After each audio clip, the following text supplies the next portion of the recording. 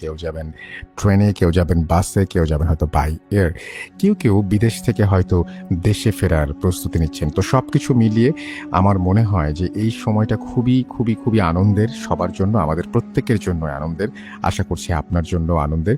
তো যাই হোক, আমরা কথা না বাড়িয়ে আজকে সরাসরি ঘটনায় চলে যাব। আশা করছি আমাদের ঘটনাগুলো আপনার ভালো লাগবে। চলুন সরাসরি শুরু করা যাক আমাদের আজকের প্রথম ঘটনা। আজকে জানিয়ে রাখি, এই ঘটনা দুটো, যে ঘটনাগুলো সংগ্রহ করা হয়েছে সেই দুটো ঘটনায় এসছে লন্ডন থেকে, এবং আমাদের সঙ্গে আছেন, স্টুডিওতে উপস্থিত আছেন হাফেজ মাইনুদ্দিন সাহেব। আপনারা সবাই জানেন যে হাফেজ মাইনুদ্দিন সাহেব আমাদেরকে আজকে স্বপ্নের ব্যাখ্যা দিবেন। গতদিন থেকেই আমরা বলেছিলাম যে যাদের স্বপ্ন নিয়ে বিভিন্ন প্রশ্ন থাকে সেই প্রশ্নগুলো আপনারা করতে পারেন। সো এটা একটা বিশাল অপরচুনিটি যে জেনে নেওয়া যে কোন স্বপ্নের মানে কি। তো যাই হোক, আমরা সরাসরি ঘটনায় চলে যাব। আজকে প্রথম ঘটনায় যাওয়ার পরে আমরা ফিরে আসবো হাফেজ মাইনুদ্দিনের কাছে। এবং হাফেজ মাইনুদ্দিন ভাই, ততক্ষণ আপনারা কমেন্টে যারা লিখে পাঠাননি বা যারা ভুলে গেছেন বা লিখতে পারেনি, তারা এখন কিন্তু আপনার স্বপ্ন সম্পর্কে বিভিন্ন প্রশ্ন করতে পারেন হাফেজ মাইনুদ্দিন ভাইকে, তার ব্যাখ্যাও তিনি দেবেন। চলুন কথা না বাড়িয়ে আমরা আমাদের প্রথম ঘটনায় যাই।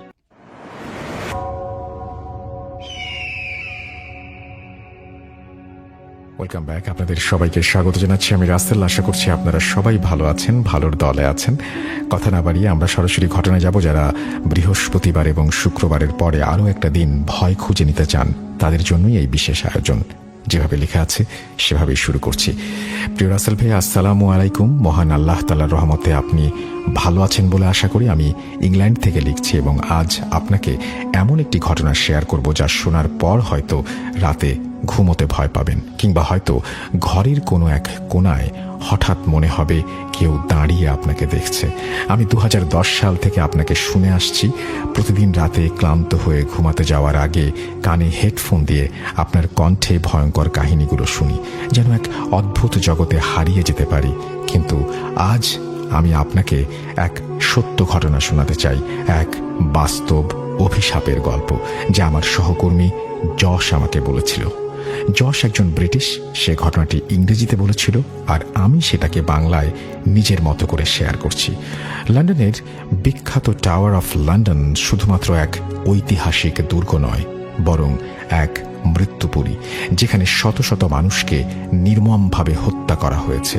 তাদের আত্মারা আজও ঘুরে বেড়ায়, কিন্তু তাদের মধ্যে সবচেয়ে ভয়ঙ্কর আত্মা হল আল বোলিন, এক রানী যিনি মৃত্যুর পরও শান্তি পাননি, বরং প্রতিটি রাতে ফিরে আসেন মাথাহীন অবস্থায়, হাতে নিজের কাটা মাথা ধরে।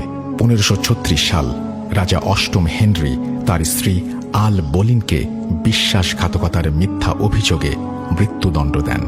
টাওয়ার অফ লন্ডনের সেই কালো প্রাঙ্গণে প্রচণ্ড ঠান্ডায় কাঁপতে থাকা ভোরের আলোয় আল বোলিন হাঁটু গেড়ে বসেছিলেন। তার মুখে এক অদ্ভুত শান্তি ছিল, কিন্তু যখন তার গলা বরাবর তলোয়ার চালালো, তার মাথা কাটা পড়ে মাটিতে গড়িয়ে পড়ল। ভয়ঙ্কর ব্যাপার কি জানেন? তার চোখ তখনও খোলা ছিল, তার ঠোঁট নড়ছিল, যেন কিছু সে বলতে চায়, যেন সে কাউকে অভিশাপ দিচ্ছে। ঠিক এক সপ্তাহ পর রাত গভীর, এক প্রহরী টাওয়ারের এক নির্জন করিডোরে পাহারা দিচ্ছিল। চারপাশের বাতাস থমকে গেল, মনে হলো যেন সময় থমকে গেছে। একটা শীতল অনুভূতি তার শরীর বেয়ে নামল। হঠাৎ করেই করিডোরের এক কোণ থেকে অন্ধকারের মধ্য দিয়ে ধীরে ধীরে বেরিয়ে এলো এক নারীর অবয়ব। সে এগিয়ে আসতে থাকলো ধাপে ধাপে। প্রহরী প্রথমে বুঝতে পারল না, কিন্তু যখন আবছা আলোতে সে স্পষ্ট দেখতে পেল, তখন তার মুখ থেকে কোনো শব্দ বের হলো না। একজন মহিলা, যার শরীর স্বাভাবিক কিন্তু মাথা নেই, আর তার হাতের মধ্যে সে ধরে আছে তারই কাটা মাথা।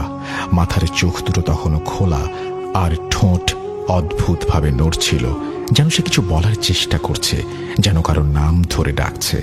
প্রহরী দৌড়াতে চাইল, কিন্তু পা জমে গেল, যেন কোনো অদৃশ্য শক্তি তাকে আটকে রেখেছে। হঠাৎ সেই আত্মার কাটা মাথা থেকে বেরিয়ে এলো এক বিকট চিৎকার, এক নারীর মৃত্যুর আগের শেষ আর্তনাদ। পরদিন সকালে সেই প্রহরীকে অচেতন অবস্থায় পাওয়া যায়।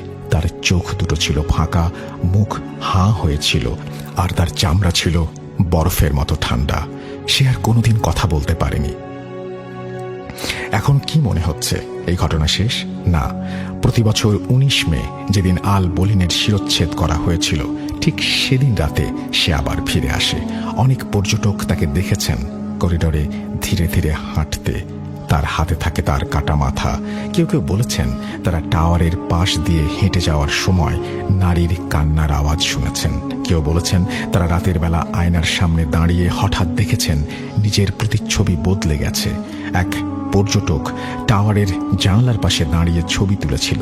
পরে ছবিটি দেখার সময় তার শ্বাস বন্ধ হয়ে আসলো, কারণ জানলার কাছে প্রতিফলিত হচ্ছিল এক নারীর অবয়ব। তার শরীর ছিল কিন্তু মাথা ছিল না। এটাই ছিল ঘটনা।